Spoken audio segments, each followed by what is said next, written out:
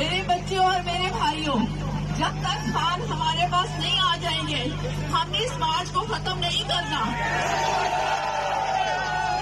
मैं अपने आखिरी सांस तक वहां खड़ी रहूंगी। आप लोगों ने मेरा साथ देना है। जो नहीं देगा तब भी मैं खड़ी रहूंगी, क्योंकि ये सिर्फ मेरे मियाँ की बात नहीं है, ये इस मुल्क और इसकी मुल्क के लीडर की बात है।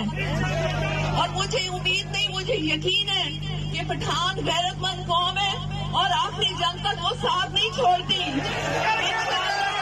अल्लाहू अकबर। मेरे बच्चे और मेरे भाइयों, जब तक खान हमारे पास नहीं आ जाएंगे, हमने इस मार्च को खत्म नहीं करना। मैं अपने आखिरी सांस तक वहां खड़ी रहूंगी। आप लोगों ने मेरा साथ देना है।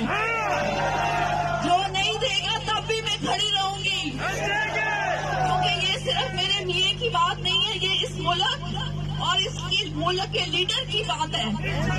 और मुझे उम्मीद नहीं, मुझे यकीन है कि पठान गैरतमंद कौम है और आखिरी जंग तक वो साथ नहीं छोड़ती।